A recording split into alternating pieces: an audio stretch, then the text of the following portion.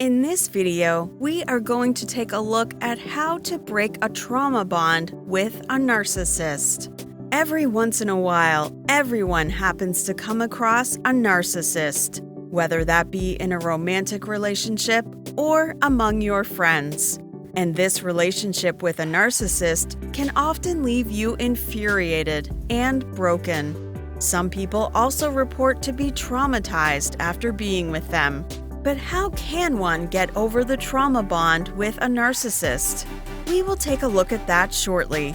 But first, we'd like to let you know that we bring these videos to you for free, and you can join in our effort to make the world understand the people around them a lot better. All you have to do to show support is subscribe to our channel. And if you hit the notification button, all the better. That will encourage us to put out more videos like this. All set then? Let's take a look at how we can break a trauma bond with a narcissist. 1. Recognizing a trauma bond. The first step to breaking a trauma bond with a narcissist is to know and accept that you are dealing with one. While the most common situation where a trauma bond is present is in a romantic relationship, you can also see traces of narcissism in your family, your friend circle, or even in your workplace. One of the ways in which a trauma bond is created is when you give away your emotional clarity, personal space, or even your personal powers for the other person. Khalil Gibran once said that when you are in a relationship, the partners are like two pillars supporting a roof. Both of you need to be independent, but must go on supporting the roof that is love. As soon as you tolerate someone mistreating you or taking you for granted at all times, it beckons the creation of a trauma bond. So you need to take a stand at all times. 2. Living in the present. This is one of the most difficult things to do when it comes to breaking a trauma bond with a narcissist. Someone who has had a rough time during a bad emotional attachment with a narcissist often finds themselves scarred. As a result, they tend to be far too contemplative and think back upon things they should have done and ruminate on the missed chances of standing up for themselves. What this does is make people unaware of the things that are happening in the present moment. As a result, a lot of gifts and opportunities that life presents us with are missed. To let go is one of the more difficult things in the world, but it is the only way to accept life as it is. The other way that people don't live in the present is by becoming too closed off in their future relationships after being hurt by a narcissist. They are unable to open themselves up to new partners, and hence there is always an element of hesitancy to share things. This creates mutual distrust of one another, and relationships can't foster. 3. Don't play too much of the blame game. When in relationships, one often blames the other for everything that went wrong. A narcissist will tell you that whenever something went wrong in your romantic endeavor, it was solely your fault. And if you go down that road and say that everything that went awry was the fault of the narcissist, then it would be mirroring his or her behavior. You have to realize that a relationship is a two-way street. Your actions and behavior are a reflection of the narcissists, and vice versa. So identify the key moments where you let a situation slip out of your own control. That way you can take these findings about your own self into a new relationship and be self-assured. If you have experience with a narcissist, please share your insights with us in the comments below. 4. Write a few things down about your relationship. Sometimes truth is a mere solidification of illusions. So while you might think that you absolutely need to be in a relationship with your partner who is a narcissist, you might want to write down why you believe that you love them or what expectations you have for your partner. Doing that will help you bring your unconscious desires to light and help you reflect on your own state of mind.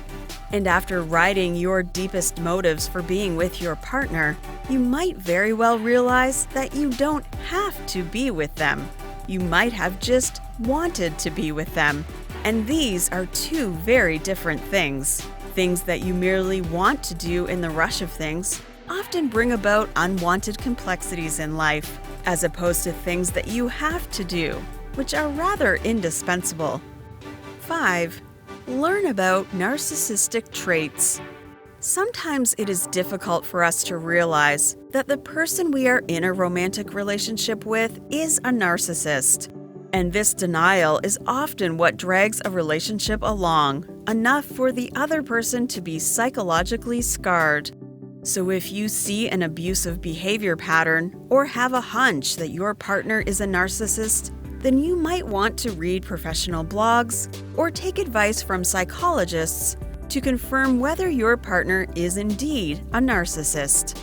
Sometimes you might be negatively biased towards someone and pick out certain isolated cases and accuse your partner of narcissism.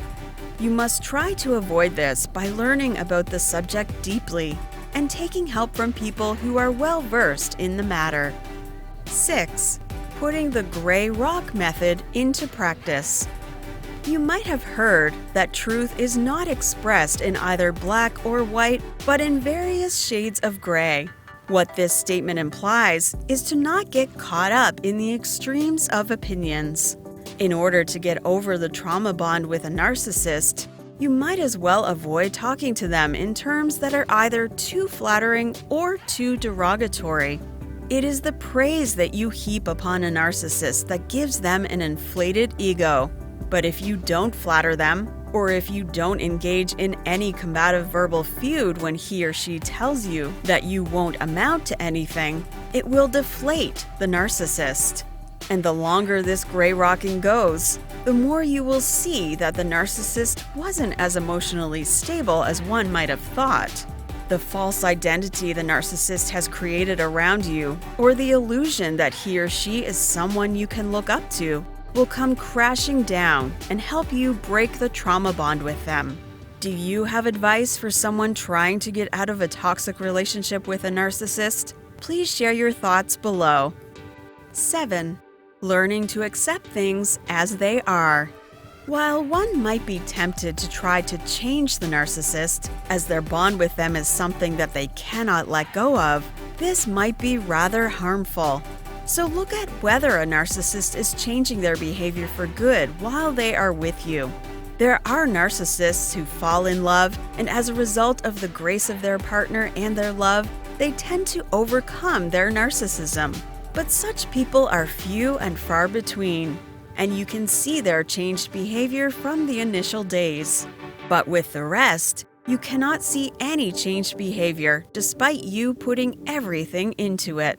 You might be tempted to give them second and third chances, and so on ad infinitum. But they will keep on disrespecting you because they know that you won't walk away no matter what. So be astute and know that the narcissist won't change, and you should learn to cut off ties with them before it develops into something truly ugly. 8. Build healthy connections with others. Learning is considered to be a prized aspect of life, but a more difficult thing is to unlearn. So after your relationship with a narcissist has ended, you may well focus on people who are centered on values such as compassion, empathy, and a genuine love for life. You might be hesitant to open up to these people for fear that they might turn out to be narcissists too.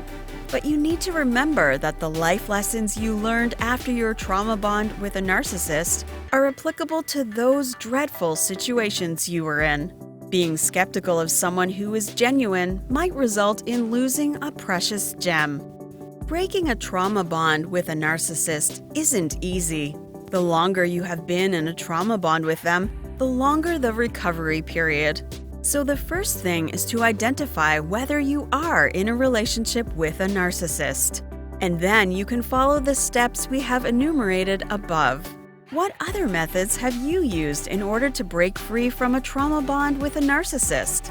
Please let us know in the comments down below. It will help others break free from a trauma bond with a narcissist too. Don't forget to share this video with others who might be looking for ways to get out of their attachment to a narcissist. Also, don't forget to give this video a thumbs up if you liked it. And do subscribe to our channel with the notification button so you don't miss any of our new videos. In the meantime, you can watch this next video on your screen.